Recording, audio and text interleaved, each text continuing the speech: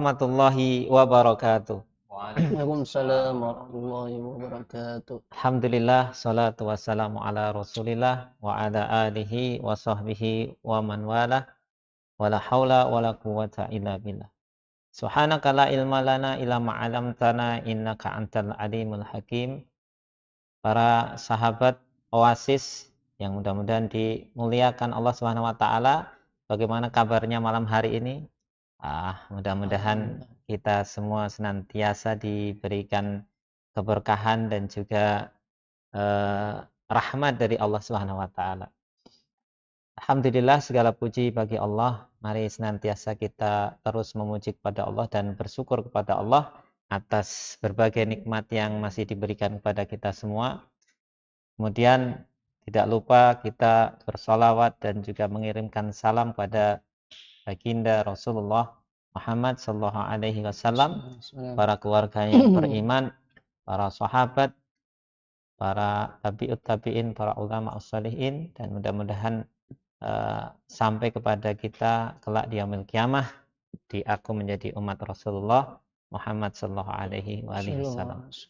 Sahabat Oasis yang dimuliakan Allah, di kesempatan malam hari ini kita kembali bersua di dalam program Oasis, obrolan dan analisis seputar Islam.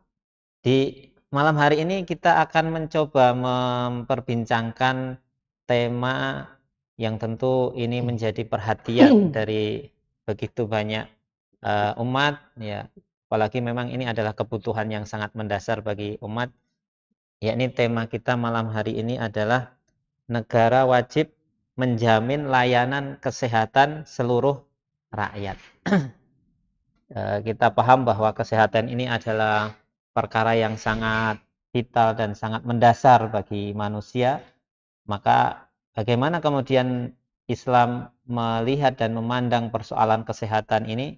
Kita akan coba perbincangan malam hari ini tentu dengan narasumber-narasumber yang alhamdulillah sudah bersedia berkenan hadir menemani saya malam hari ini untuk berbincang soal tema kita ini. Yang pertama kita perkenalkan dulu pemateri kita. Beliau juga sudah beberapa kali hadir di studio Oasis. Ya, masih muda, ganteng, ya, pengusaha, tapi alhamdulillah beliau juga concern dan semangat dalam dakwah gitu. Yang pertama narasumber kita adalah Ustadz Agus Adis Eskom. Beliau adalah dari Forum Intelektual Muda Tangerang. Kita sapa dulu kepada Ustadz Adis. Assalamualaikum warahmatullahi wabarakatuh, Ustadz. Waalaikumsalam warahmatullahi wabarakatuh. Sehat, Ustadz? Alhamdulillah, luar biasa. Terima kasih sudah mau hadir ke studio kita malam hari ini. Ya. Kita sapa juga pemateri kita yang kedua, narasumber kita yang kedua, yakni Ustadz Na'amirul Mukminin. Ya, Ustadz Na'amirul Mukminin. Beliau juga masih muda, ganteng, sama-sama ganteng.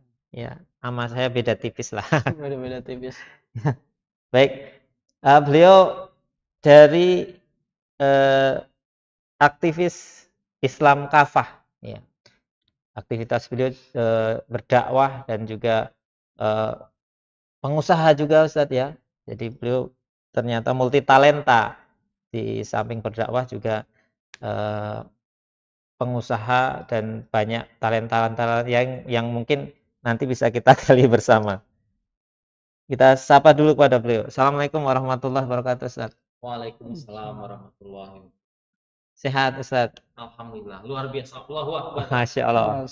Kelihatan semangatnya. Padahal tadi sebelum hadir ke tempat ini beliau itu sempat info ke saya bahwa lagi nggak enak badan, sakit kepala gitu. Tapi alhamdulillah sakit saja semangatnya seperti ini gitu. Apalagi kalau sehat, insya Allah akan lebih semangat.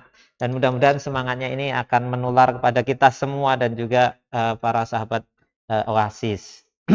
Baik, kita langsung saja ke tema kita malam hari ini. Tapi perlu kita informasikan ya, barangkali dari para sahabat semua ada yang ingin berpartisipasi dalam acara kita malam hari ini, boleh menyampaikan pertanyaan atau saran atau kritik melalui live streaming kita ya.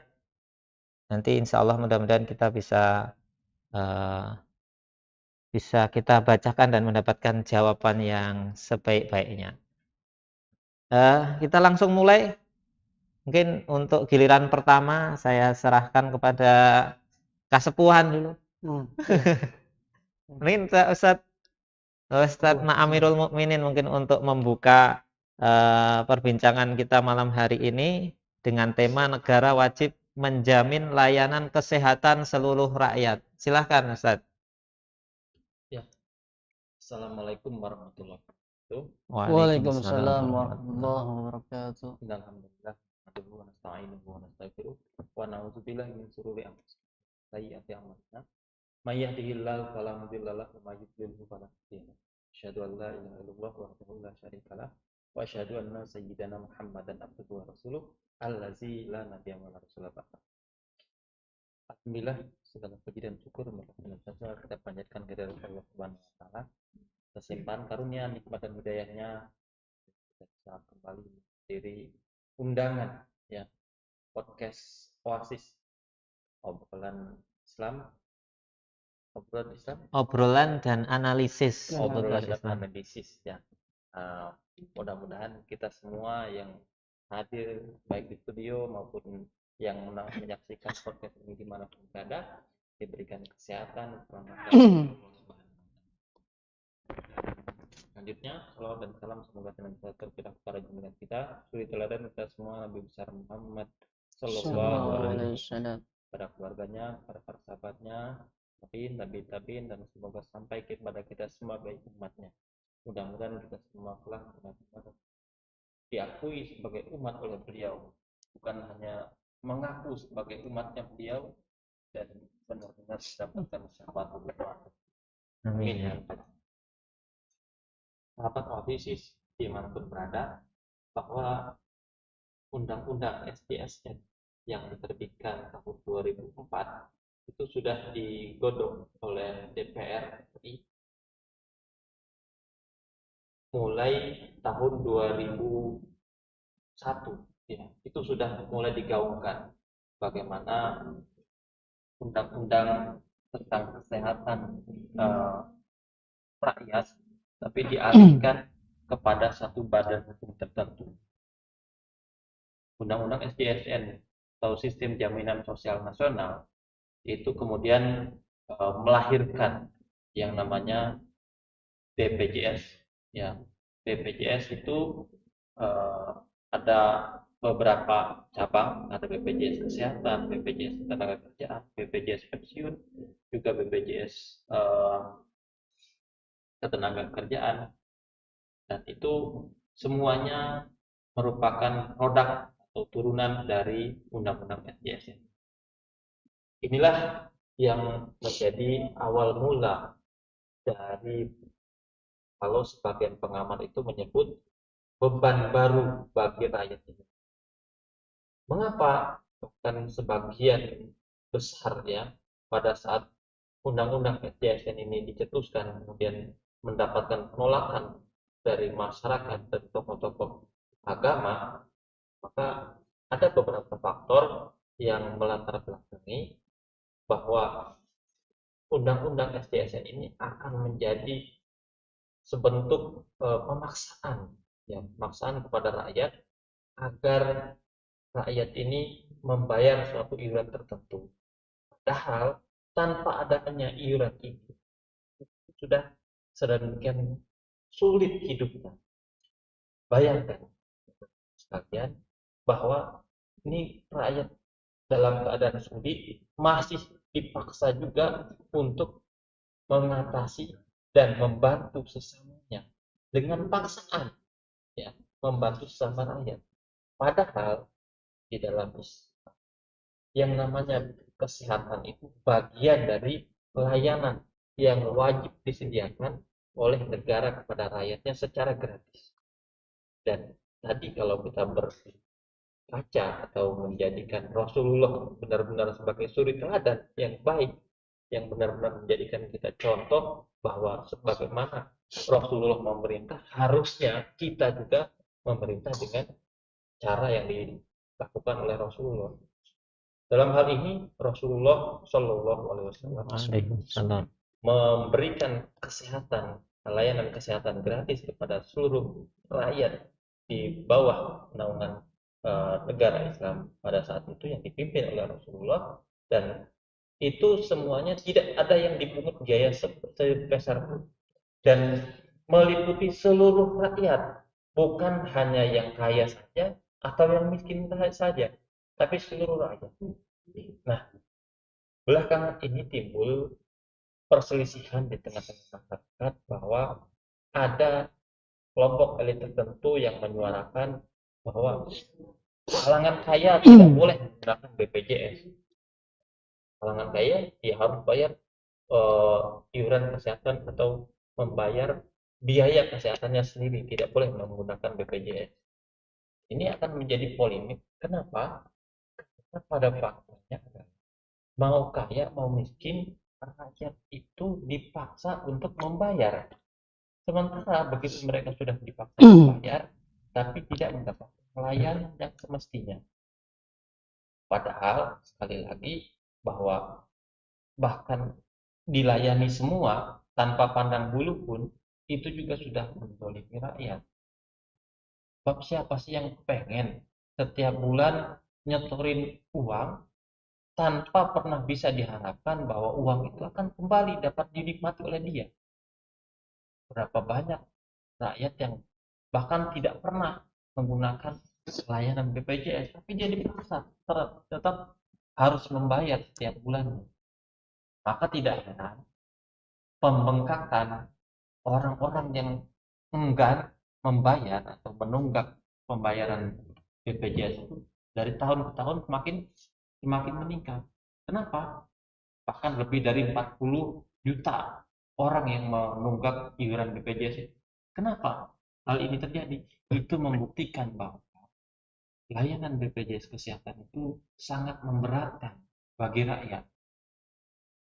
Rakyat yang pendapatannya katakanlah sekarang rata-rata kalau menurut beberapa data yang disampaikan oleh BPS Biro Statistik itu menyebutkan rata-rata rakyat Indonesia itu yang kalangan menengah ke bawah pendapatannya tidak lebih dari 1.500.000.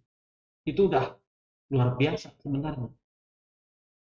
Kalau saya berkaca kepada beberapa teman yang suami istri bekerja sebagai seorang guru di sebuah sekolah swasta, ini sebagai gambaran saja, bahwa ada guru yang dibayar dalam 1 bulan itu 150.000. Ini bukan di Papua, bukan di Aceh sana, bukan. Ini ada di Tangerang, ya, di Tangerang. Ada di sebuah sekolah swasta Tangerang, sebulan 150.000, dan itu dirapel per 3 bulan. Bayangkan, berarti dalam 3 bulan beliau hanya mendapatkan 450.000. Kalau suaminya sedikit lebih besar, katakanlah 500.000 per bulan, berarti dalam 3 bulan 1.500.000. Kalau digabungkan suami dan istri bekerja, kurang dari 2 juta dalam 3 bulan. Bayangkan kalau mereka yang seperti ini harus membayar iuran BPJS juga. Katakanlah yang terendah kelas 3 sekalipun, tetap saja akan sangat terasa beban di pundak mereka. Itu kalau 1, 2 suami istri harus membayar, ditambah anak. Ya, beliau punya anak 2, berarti ada 4 beban yang harus dibayarin. Ya. Nah, maka alangkah ironisnya ketika beberapa orang memaksakan iuran BPJS ini bahkan akan dikenakan tanpa pandang bulu. Ya, diwajibkan seluruh rakyat harus ikut ke dalam program BPJS. Dan sampai saat ini ya begitu banyak orang-orang yang merasa dipaksa untuk masuk menjadi anggota BPJS kesehatan itu, yang mana manfaatnya ya seperti itu ya, hanya dapat dirasakan ketika mereka sakit saja. Kalau mereka tidak sakit, kan tentu saja tidak dapat mereka rasakan. Dan ketika mereka saya ingin keluar, ya tidak dapat. Ya, karena itu sudah menjadi program wajib bagi seluruh warga negara. Bahkan kalau kita mau mengurus berbagai administrasi, itu harus menyatakan kartu BPJS sebagai syarat. Termasuk kita mau naik haji pun harus menyatakan kartu BPJS. Inilah yang disebut oleh sebagian pengamat bahwa BPJS itu memalak rakyat atas nama asuransi sosial. Nah, berbeda dalam Islam, bahwa Islam itu mewajibkan ya, pemeliharaan jiwa itu wajib dipelihara oleh negara. Negara harus menyediakan layanan kesehatan yang layak, layanan kesehatan yang baik dan meliputi seluruh rakyat, dan itu juga harus gratis. Lantas akan didapat dari mana dananya? Dana dalam sebuah negara Islam untuk membiayai layanan kesehatan, layanan keamanan itu harus disediakan oleh negara. Dari mana dananya? Dapat dari Baitul Mal, dapat dari, kalaupun Baitul Mal kurang, dapat juga dari kas negara. Kenapa? Karena menjamin kesehatan, menjamin keamanan, menjamin kesejahteraan seluruh rakyat itu menjadi tanggung jawab negara, bukan menjadi tanggung jawab rakyat sendiri. Apalagi menjadi tanggung jawab harus seluruh rakyat, mengatur tanggung jawab seluruh rakyat itu sendiri. Bukan seperti itu konsep kesejahteraan dalam Islam. Nah, malam hari ini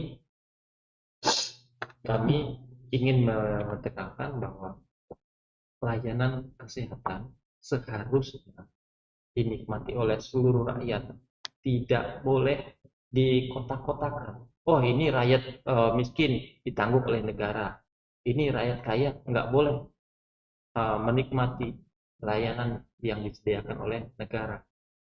Faktanya adalah dua-duanya merupakan makhluk Allah, dua-duanya warga negara, seharusnya dua-duanya mendapatkan hak yang sama. Inilah betapa ironisnya dan betapa jomplang ya kalau istilah Jawa ya. Ketimpangan yang terjadi jika disandingkan antara layanan kesehatan di dalam sebuah negara Islam dengan layanan kesehatan yang ada pada negara kita saat ini. Itu saja mungkin sedikit pengantar dari saya. Mungkin kita akan lanjutkan ke dalam sesi pertanyaan yang lebih mendalam. Baik, terima kasih Ustadz Naam tentang latar belakang BPJS atau yang masuk dalam JKN ya, apa namanya, SJSN atau JKN yang sudah berjalan beberapa tahun ini ternyata memang masih menimbulkan banyak problem gitu ya, banyak masalah. Dan memang sejak awal masalah gitu ya menurut Ustadz tadi ya. Sejak awal memang masalah. Makanya kemudian kalau hari ini kemudian menimbulkan kontroversi di dalam masyarakat, nah ini memang karena perlu kita kaji kembali ya tentang BPJS ini. Baik, mungkin langsung saja untuk melihat pandangan Ustadz kita, narasumber yang kedua, ya ini Ustadz Adis. Monggo silahkan Ustadz. Ya, Assalamualaikum warahmatullahi wabarakatuh. Waalaikumsalam warahmatullahi wabarakatuh. Alhamdulillah, nahmaduhu wa nasta'inu wa nastaghfir wa na'udzu billahi min syururi anfusina wa min sayyiati a'malina. May yahdihillahu fala mudhillalah wa may yudlil fala hadiyalah. Asyhadu an la ilaha illallah wahdahu la syarikalah wa asyhadu anna Muhammadan abduhu wa rasuluh la nabiyya ba'dah. Allah Ta'ala fil kitabil karim. A'udzu billahi minasyaitonir rajim. Bismillahirrahmanirrahim. Ya ayyuhalladzina amanu ittaqullaha haqqa taqatih wa la tamutunna illa wa antum muslimun. Wa qala Rasulullah sallallahu alaihi wasallam talibul ilmi fardhatun ala kulli muslimin. Puji syukur dan Allah Subhanahu wa taala yang mana telah memberikan kepada kita semua berbagai nikmat, baik itu nikmat kesehatan jasmani, rohani, dan nikmat penglihatan yaitu mata.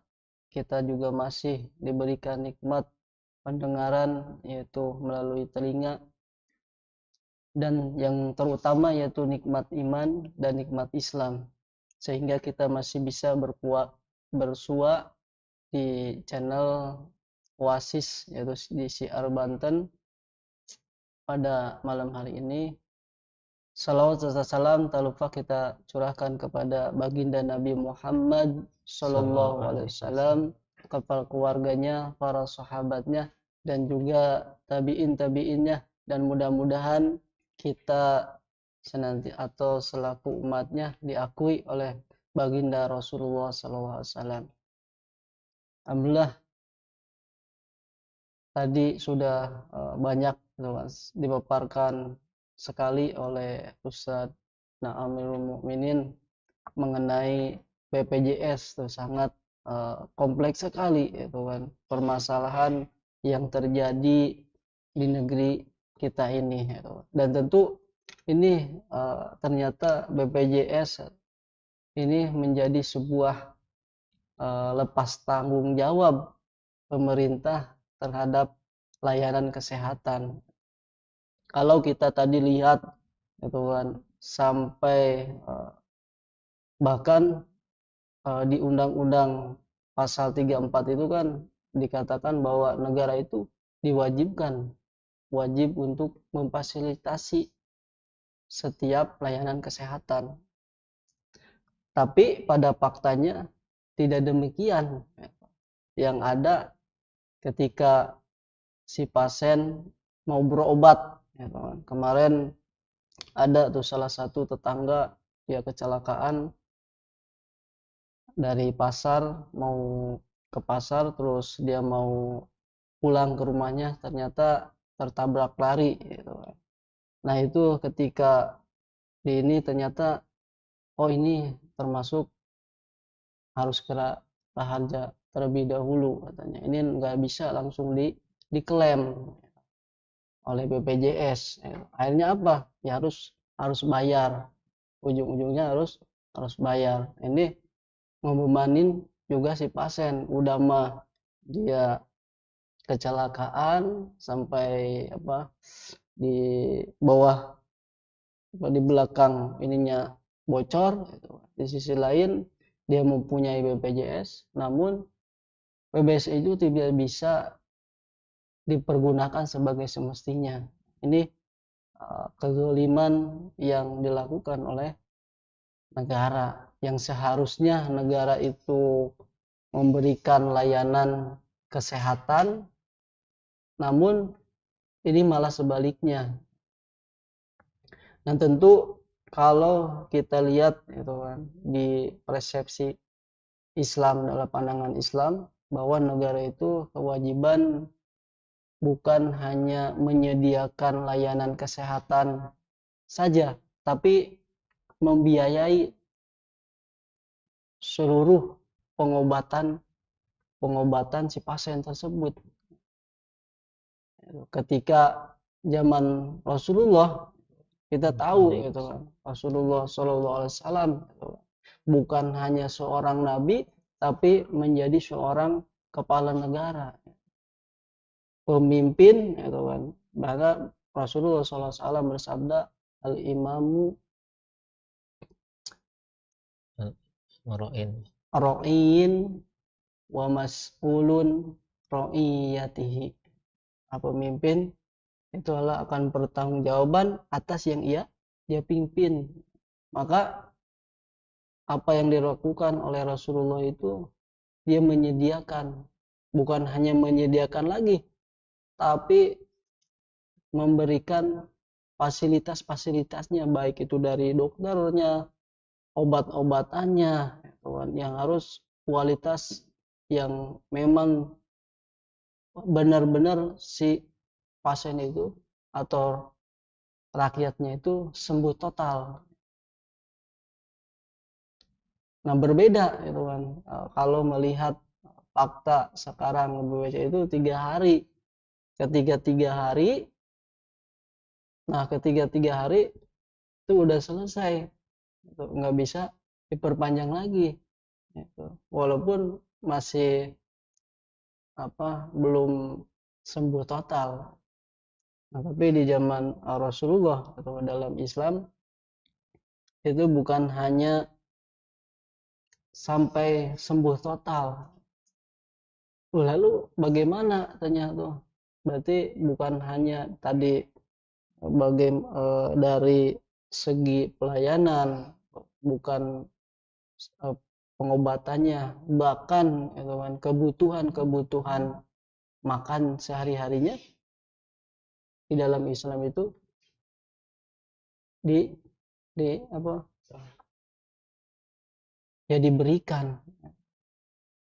Bagaimana tadi lalu dari mana saja itu kan sumber daya alam itu, kalau kita melihat itu kan, Rasulullah melihat sumber daya alam, jadi ada di sumber daya alam itu kan kepemilikan umum. Nah, kepemilikan umum ini kayak air, padang rumput, dan gas bumi ini itu kan itu dikelola dengan baik gitu oleh negara, sehingga pemasukan buat misalkan yang obat-obatan, lalu fasilitas-fasilitas buat dokter itu bisa terselesaikan dengan adanya sumber daya alam tersebut ya.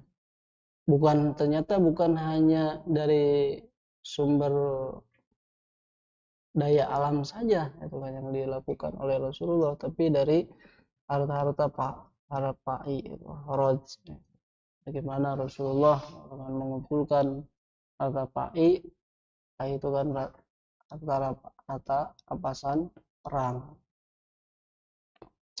Nah, ini sangat konflik gitu kan, yang seharusnya negara itu berkewajiban untuk memberikan layanan kesehatan gratis secara cuma-cuma, namun pada nyatanya tidak memberikan cuma-cuma, malah dipaksa untuk iuran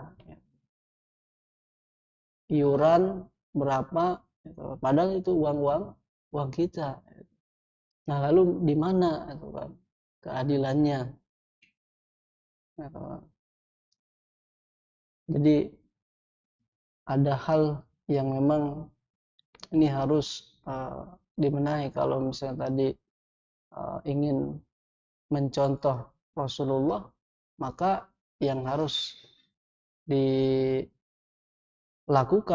itu oleh negara ini ya teladani Rasulullah. Tapi yang sekarang diteladani bukan meneladani Rasulullah, tapi meneladani negara kapitalis,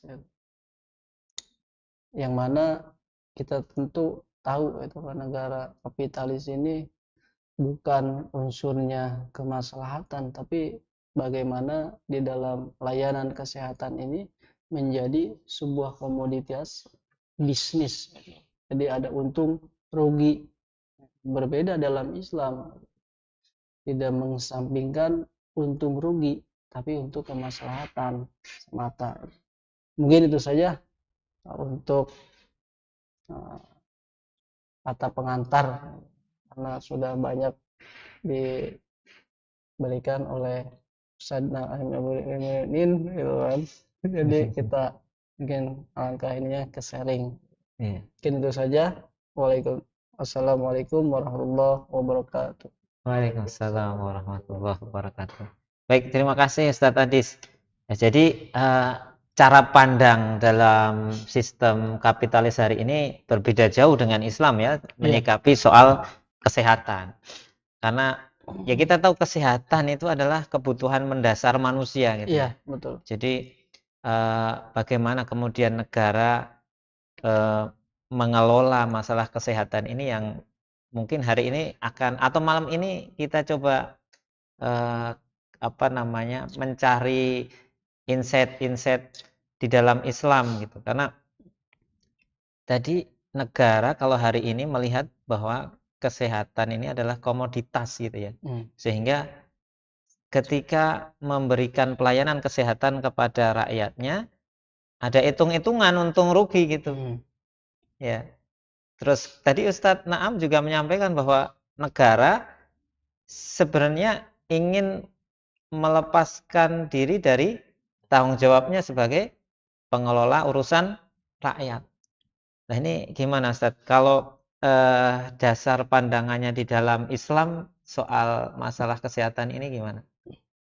Ya, bahwa Rasulullah Shallallahu Ya, Alaihi Wasallam itu menugaskan Rufaidah Islamiyah, seorang wanita, menjadi perawat pertama dalam Islam. Dan beliau ini ditugaskan sebagai perawat, digaji oleh negara untuk melayani kesehatan, merawat kesehatan rakyat, seluruh rakyat pada masa itu, dan tidak pandang bulu. Ya, nggak harus yang kaya, nggak harus yang miskin, nggak harus yang muslim, nggak ada yang non muslim, semuanya. Nah inilah yang harusnya ya bisa menjadi, atau bahkan bukan bisa ya, harus ya, seharusnya wajib menjadi contoh dan harus diterapkan ya, karena Rasulullah itu dicontoh bukan cuma sekedar ibadah saja, bukan sekedar akhlaknya saja, tapi seluruh kehidupan Rasulullah itu adalah menjadi suri teladan ya. Telah ada pada diri Rasulullah itu suri teladan yang baik, maka kita sebagai orang yang mengaku umatnya Rasulullah ya akan dipertanyakan, mengaku umatnya Rasulullah tapi tidak menteladani dalam tindak tanduk beliau, dalam kebijakan-kebijakan beliau ketika mengatur sebuah negara. Maka kita akan dipertanyakan, benarkah klaim kita sebagai umat Rasulullah? Kalau kita sedikit flashback ke zaman dinasti Umayyah, di situ negara khilafah dinasti Umayyah itu mulai menerapkan yang namanya bimaristan ya. Apa itu bimaristan? Itu adalah rumah sakit yang di dalamnya ada pengobatan, juga perawatan, serta bahkan penunjang pengobatan itu, baik itu terapi, kemudian ada di rumah sakit itu ada tempat untuk healing ya, ada hiburannya berupa taman-taman di sekitar rumah sakit itu. Jadi orang betah di sana, merasa nyaman. Nggak mau pulang Ustaz ya? Iya, coba kalau kita sekarang ke rumah sakit, kesannya seperti apa? Iya. Orang yang sehat aja kayaknya pengen sakit. Kenapa? Iya, maksudnya akan berasa Iya. ingin menjadi seakan saya akan sakit nih. Kenapa? Kelamaan di rumah sakit, sumpah, badan pegel semua, nggak ada tempat untuk bersandar, nggak, boro-boro mau tidur, bersandar Iya. aja nggak ada. Ya, tapi di masa Umayyah, kemudian itu ada namanya di Bimaristan itu semua layanan itu terintegrasi ya, dan itu semua gratis, beneran gratis, bukan karena premi, bukan karena iuran ya, tapi sebenarnya benar-benar gratis untuk seluruh rakyat. Dan ini bukan cuma diakui oleh para sejarawan muslim, ini ada sejarawan non muslim yang menuliskan catatan seorang yang berkunjung ke negara khilafah. Pada suatu ketika orang ini dari Eropa berkunjung karena merasa penasaran, benarkah yang disebutkan bahwa kalau kita nginep ke rumah sakit di negara khilafah tersebut, di negara Islam tersebut, kemudian akan mendapatkan pendapatan, akan digaji ya. Kok bisa? Sudah mah diobati, dikasih makan, dikasih fasilitas, pulangnya masih digaji juga, diberikan penghasilan kamu berapa? Penasaran, datanglah ini non muslim, ya, mengatakan saya ingin dirawat di sini. Padahal begitu didiagnosa oleh dokter, ini tidak ada sakit, ya, tidak ada sakit yang berat. Memang ada sakit, tapi tidak harus dirawat. Tapi karena pasien ini minta dirawat, tetap dirawat. Selama berapa? Dirawat selama 3 hari. Kalau tadi Kang Adis, wah ini sembuh nggak sembuh harus pulang gitu dengan pelayanan yang ada sekarang. Ini mah enggak, sakit ringan doang, ya, yang sebenarnya nggak harus dirawat, tapi oleh dokter diperbolehkan untuk dirawat selama 3 hari, dan selama 3 hari itu benar-benar mendapatkan perlakuan yang luar biasa. Karena merasa nyaman, pengen nambah. Begitu udah 3 hari, ini dulu belum pengen pulang, pengen ini dirawat lagi. Boleh nggak? Masih diperbolehkan sampai 1 minggu. Luar biasa. Nah, begitu 1 minggu sudah lewat, ya, kemudian diberikan keterangan bahwa ini sudah diperbolehkan pulang. Pulang, dia menyangka akan pulang begitu saja. Oh tidak, begitu tadi dia masuk, kan sudah membuat pernyataan berapa pendapatan kamu dalam 1 bulan sebelum masuk rumah sakit nih. Ya, maka begitu dia pulang, pendapatannya 1 bulan, selama 1 bulan, padahal dia dirawat 1 minggu, pendapatannya selama 1 bulan itu diberikan gaji. Kok jadi 1 bulan? Iya, karena di dalam kebijakan negara pada saat itu, pasien itu belum tentu akan mampu untuk bekerja. Begitu pulang dari rumah sakit, belum tentu akan mampu untuk langsung bekerja dan produktif sebagaimana dia sebelum sakit. Maka waktu 3 minggu itu dia waktu untuk persiapan akan fisiknya, bahwa dia akan benar-benar full sehat, sehingga ketika dia bekerja benar-benar dalam keadaan orang yang sehat benar-benar. Inilah sebuah contoh yang luar biasa, dan ini dituturkan bukan oleh sejarawan Muslim, tapi oleh sejarawan non Muslim. Ya, bayangkan kalau sekarang kita bandingkan, saya punya pengalaman, kakak saya kandung itu dirawat di sebuah rumah sakit, ya, dengan karena suaminya bekerja, kemudian dirawat dengan jaminan dari BPJS Kesehatan. Ya, ini real, saya mengalami sendiri. Saya ikut nungguin kakak saya itu di rumah sakit. Nah, di hari kelima oleh dokternya, oh silakan Bu, ini diperbolehkan untuk pulang. Kata kakak saya masih pusing, masih puyeng-puyeng, kalau bangun dari tempat tidur itu mau roboh rasanya, karena kakak saya menderita vertigo pada waktu itu.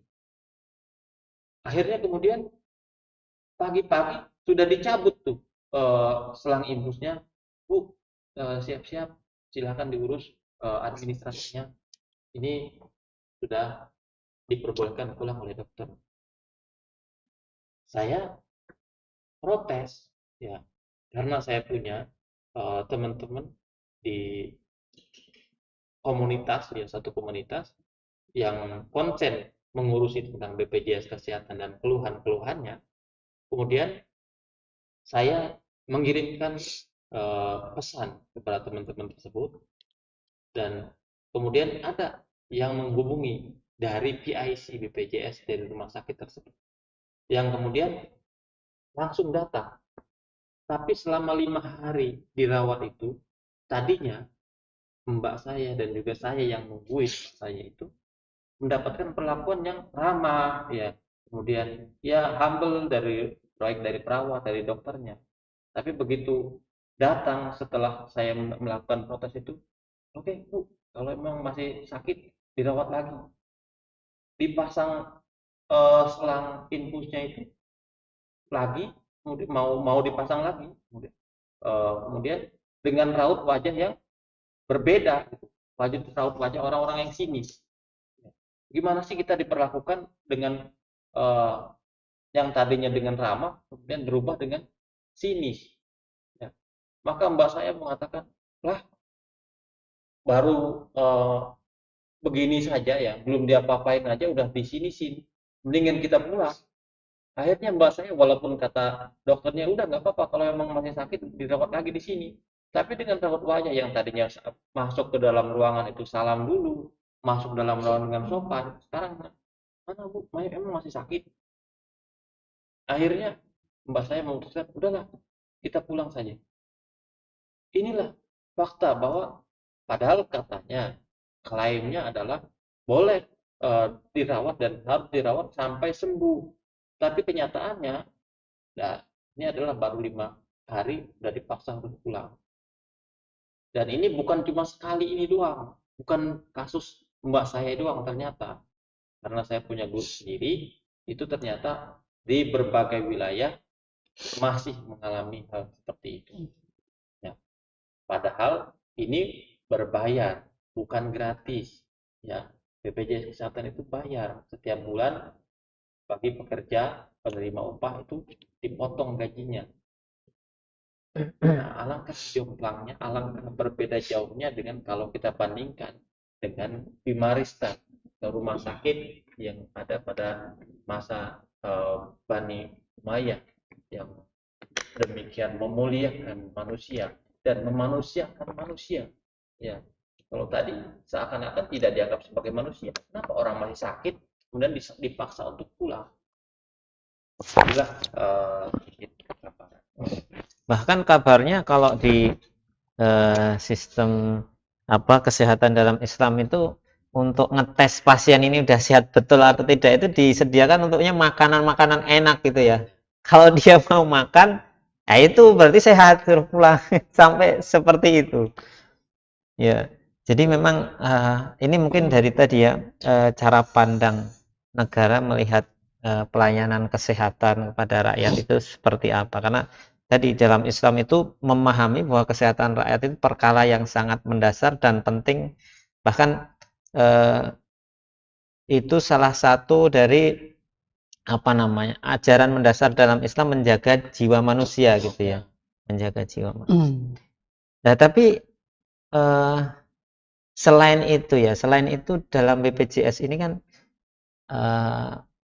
bagaimana pandangan hukumnya di dalam Islam?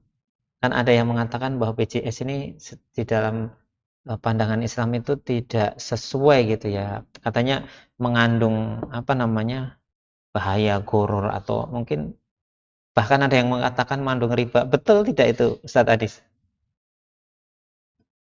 Ya, mengandung ini ya gharar itu kan, ada gharar. Ya, kalau kita pahami itu kan, gharar itu berarti ada unsur kezaliman ya, di dalam hal ini. Pertama, rakyat dipaksa untuk iuran. Yang pertama, iuran itu kan. Padahal mereka juga tidak dengan mereka sukarela dengan begitu sukarela itu kan. Nah, yang kedua, ketika itu kan si rakyat ini tidak mau membayar iuran itu, maka dia tidak bisa mengakses itu kan. Ada sanksinya begitu. Ada sanksinya juga. Ada sanksinya itu di hukum positif itu untuk apa? Tidak bisa misalkan membuat SIM gitu kan ke yang lainnya gitu kan. Nah, tentu ini kalau menurut Islam itu kan gharar gitu kan. Kenapa gharar itu kan? Jadi ada hal yang kezaliman gitu kan, menjolimi rakyat, padahal dalam Islam gitu kan tidak boleh itu kan menjolimi rakyatnya sendiri gitu kan. Harus menjaganya, harus mengurusinya. Bukan hanya mengurusinya, tapi menjaga jiwa dan raganya. Nah, tentu dalam Islam itu sungguh indah sebenarnya. Cuma kitanya saja yang mempersulit. Yang kalau kita contoh itu kan Rasulullah pernah itu kan kita Syekh Abdul Rahman di apa sia-sia politik tuh. Politik itu dia mengatakan bahwa Rasulullah itu pernah dihadiahi seorang dokter. Nah, lalu oleh Rasulullah itu dokter ini bukan buat dirinya ternyata, tapi buat umatnya, rakyatnya. Jadi sedemikian pentingnya itu, bahkan kesehatan ini menjadi sebuah dasar kebutuhan yang memang lebih penting dibanding dirinya sendiri, negara, tapi dia mendahulukan rakyatnya. Sampai dia benar-benar si rakyatnya itu sembuh. Nah, kembali kepada tadi Gorol mengandung ininya, saya belum ini jelas, tapi ketika dipaksa membayar iuran saja itu untuk ini. Ketika misalkan ada yang tidak mampu membayar itu, maka akan kena sanksi. Tadi ya, kalau yang disampaikan Ustadz Naam ada rakyat yang punya penghasilan sangat kecil, tapi Ya. harus dipaksa membayar iuran BPJS. Walaupun klaimnya dari pemerintah ada yang mengatakan bahwa ada yang rakyat tidak mampu maka dibebaskan gitu ya. Tapi fakta di lapangan ya tidak semua seperti itu. Tidak ternyata. semua, iya, tidak Ya. semua. Hanya sebagian saja yang diberikan KIS itu ya. Iya. Kartu Sehat Indonesia Pintar. Kartu Sehat Indonesia. Kartu Indonesia Sehat. Ya, Indonesia Sehat. Itu hanya sebagian saja. Dan itu pun tidak tepat sasaran. Kenapa? Karena fakta di lapangan itu bahkan yang dikatakan mampu itu malah dapat. Tapi yang benar-benar tidak mampu malah tidak dapat. Jadi secara konsep mungkin seperti indah tapi faktanya nggak seperti harapan begitu ya. Iya, betul. Ya. Lalu tadi ada gharar, terus kemudian ada katanya mengandung riba, terus juga ada mengandung maisir atau judi gitu ya. Ini ya betul seperti itu ya sekarang BPJS. Betul, jadi ada ininya mengundur judi mau gimana lagi itu kan, karena negara ini kan hanya sebagai regulator saja. Regulator menjembatani untuk para komoditas kapitalis. Jadi tidak sepenuhnya negara ini mengelola bahkan menyediakan, bahkan yang rumah sakit aja kan banyakkan swasta pemiliknya. Negara bisa dihitung hanya sebagian saja, sehingga dari segi kebutuhannya saja masih minim sekali. Jadi ada unsur yang menguntungkannya para kapitalis, sehingga rakyatlah yang terbebani harus membayar sekian rupiah, padahal dengan kondisi rakyat itu sendiri tidak mampu untuk membayar iuran tersebut. Baik, terus ini apa namanya? Jadi Ustadz Naam menyampaikan kalau di dalam Islam itu pelayanan kesehatan kepada rakyat oleh negara itu sangat luar biasa. Bahkan di dalam sejarah mencatat sejarah emas soal masalah-masalah tersebut ya. Tapi hari ini kita saksikan pernyataan-pernyataan dari pihak-pihak yang mengelola tentang jaminan kesehatan sosial ini, mereka bahkan dengan adanya BPJS saja, iuran rakyat melalui BPJS ini saja defisit anggaran kesehatan. Nah, pertanyaannya kalau Islam bisa seperti itu, lalu kemudian anggarannya dari mana? Gimana, Ustaz? Ya, menarik ya. Bahwa sebagian besar kita masih terpaku pada bahwa pendapatan utama sebuah negara itu adalah dari pajak. Nah, ini cara pandang kapitalis ya dalam pajak itu adalah haram, ya. Haram untuk dipungut kepada seluruh rakyat. Kalaupun di suatu kesempatan kas negara kosong, maka negara kalaupun mau mengambil pajak hanya diambil dari orang kaya saja. Orang kaya saja, nggak semua rakyat dimintain pajak. Jauh berbeda dengan sekarang. Lalu dari mana kalau nggak dari pajak? Pertama, negara itu akan mendapatkan pendapatan dari PAI, ushur, kemudian dari ghanimah, dari kekayaan alam yang dikelola, juga dari baitul mal, dari zakat. Ya, ada zakat, infak, sedekah. Itu semuanya kalau zakat kan udah jelas nih ya. Peruntukannya untuk 8 asnaf itu. Nah, maka dengan ini semua jauh lebih dari cukup daripada harus memalak rakyat dengan atas nama pajak. Kenapa? Studi pada tahun 2014, seorang pengamat menerapkan atau mengkalkulasi potensi pendapatan hutan, ya, potensi pendapatan hutan industri di Indonesia.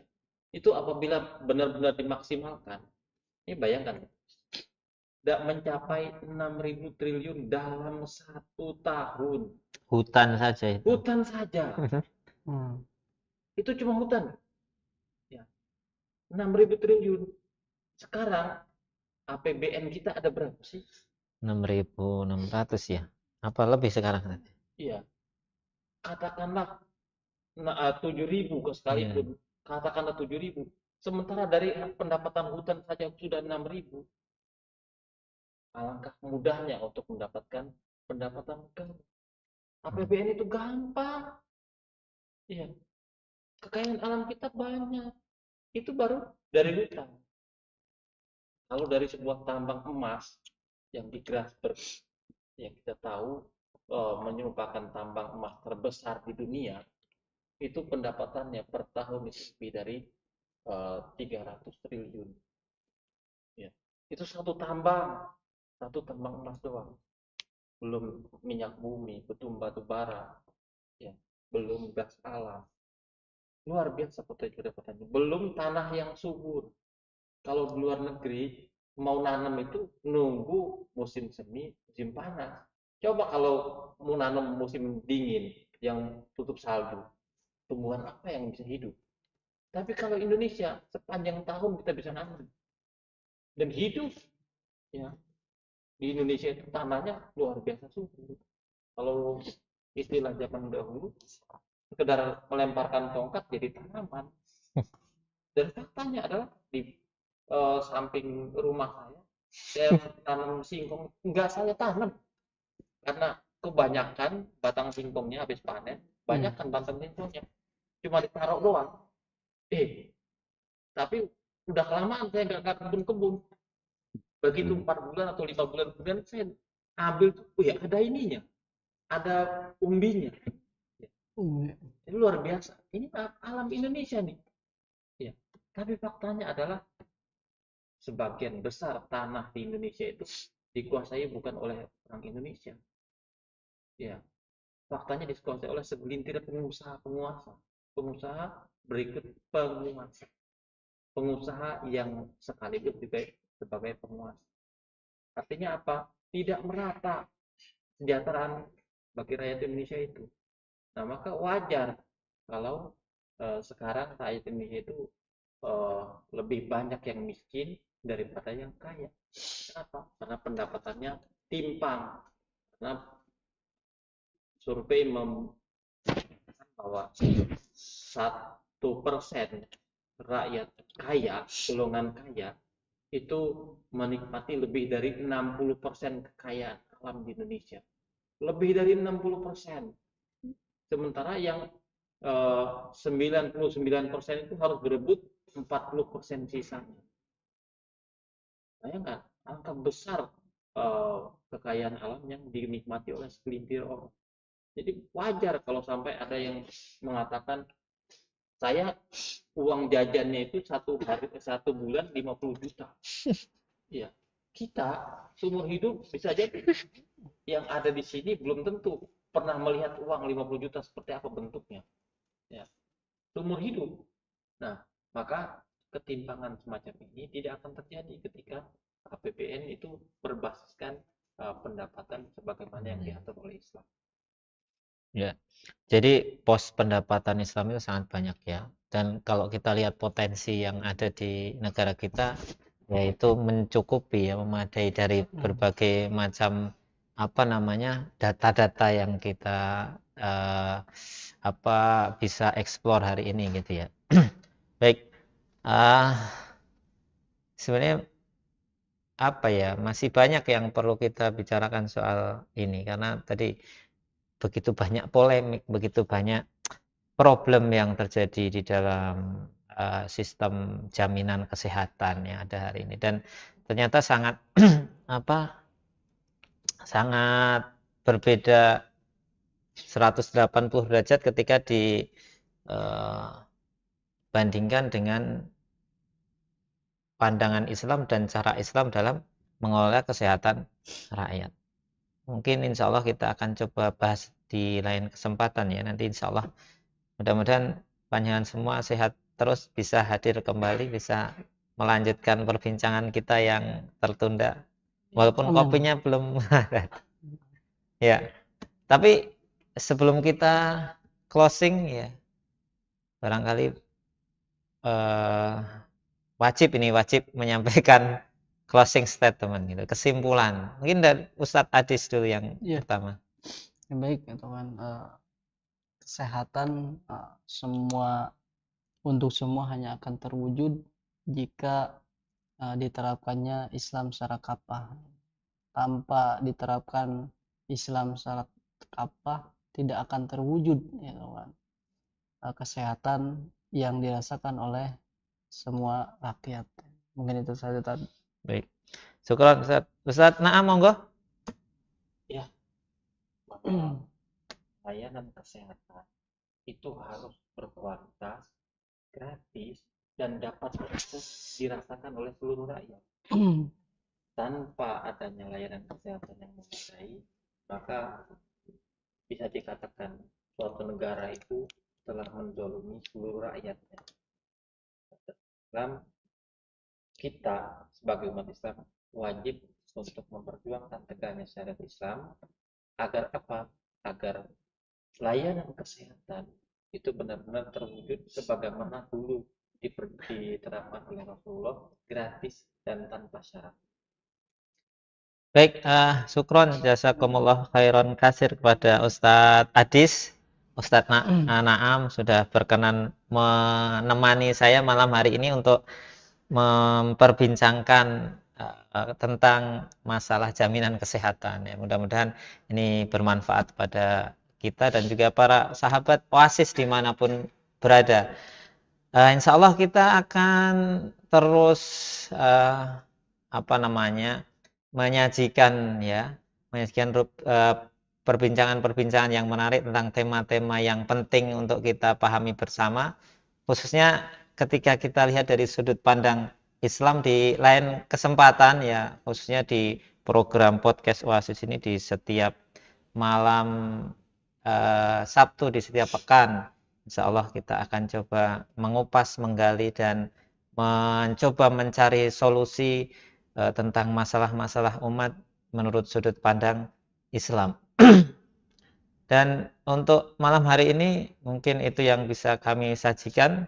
Mudah-mudahan bermanfaat dan mudah-mudahan ini menjadi kebaikan bagi kita semua.